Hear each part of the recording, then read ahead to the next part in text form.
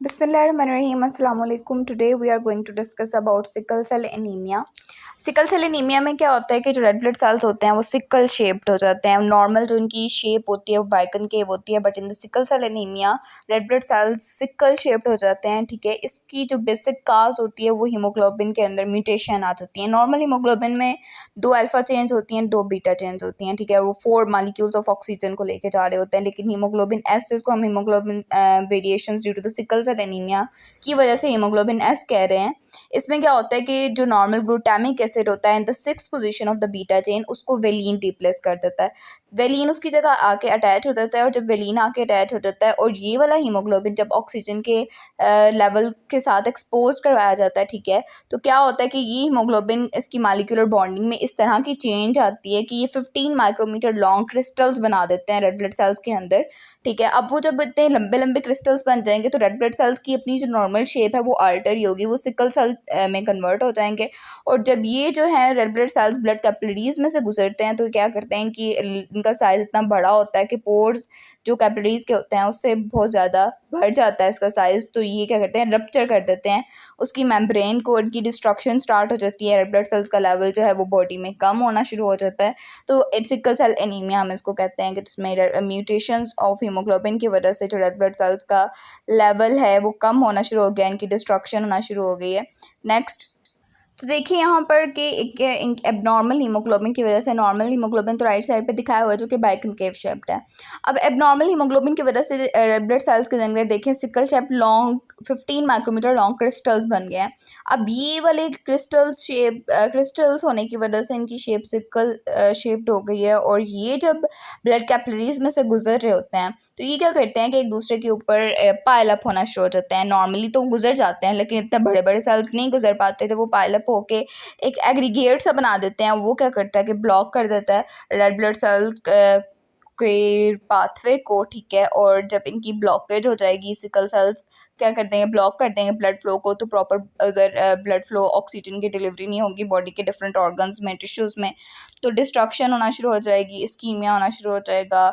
ठीक है, तो ऑक्सीजन की कमी होना शुरू हो जाएगी इस सारे इफेक्ट्स की वजह से कि वो ब्लड सेल्स जो हैं वो ब्लॉक कर रहे हैं ब्लड कैपिलरीज को। अब सिकल सेल डिसऑर्डर्स क्या होते हैं कि ऐसा डिसऑर्डर जिसमें रेड ब्लड सेल्स की ब्रेकडाउन स्टार्ट हो जाए, ठीक है, और वो क्या करें, ब्लॉक कर दें ब्लड फ्लो को, जिसकी वजह से इस्कीमिया हो जाए और पेन होना शुरू हो जाए, सेल की डेथ जो है वो 120 डेज़ का लाइफ स्पैन वो कंप्लीट ना करे, 120 डेज़ से पहले ही उसका जो है वो ब्रेक डाउन स्टार्ट हो गया, उसका सेल जो है उसकी डेथ अर्ली स्टार्ट हो गई है। तो इन सारे प्रोसीजर की वजह से जो डिसऑर्डर होता है उसे हम क्या कहते हैं, सिकल सेल डिसऑर्डर्स। और 2 तरह के होते हैं, एक सिकल सेल एनीमिया होता है, एक सिकल सेल क्राइसिस होता है। And sickle cell anaemia is due to the dysfunctional red blood cells due to the mutation in the haemoglobin, जिसकी वजह से एबनॉर्मल हीमोग्लोबिन बन जाता है। एंड सिकल सेल क्राइसिस में क्या होता है, ब्लॉकेज होना शुरू होती है ब्लड वेसल्स की वजह से, जिसकी वजह से क्या होता है कि स्वेयर पेन होती है, और जब ब्लड फ्लो ब्लॉक हो गया, ऑक्सीजन ऑर्गन को नहीं मिल रही, तो क्या होगा कि ऑर्गन डैमेज स्टार्ट हो जाएगा, इसे हम कहते हैं sickle cell crisis.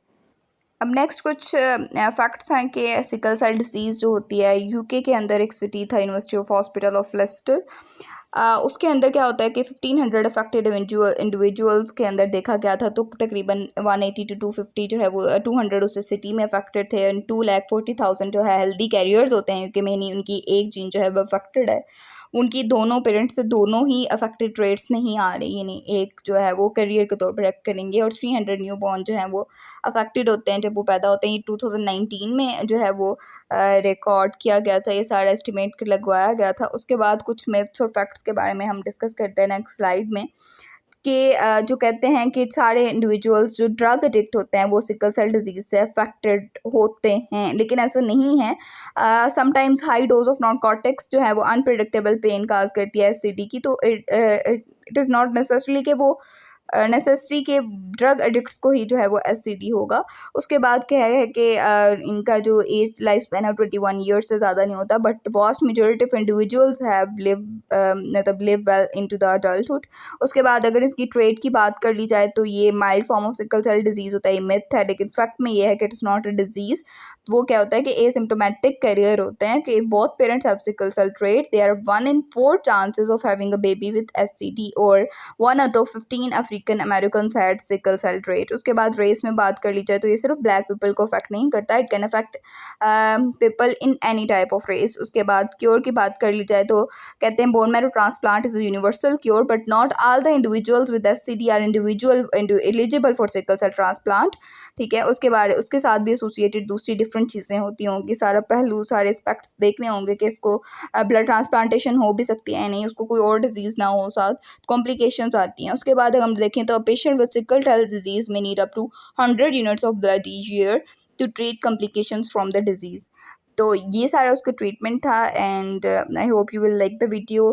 Thanks for watching and don't forget to subscribe the channel. Thank you.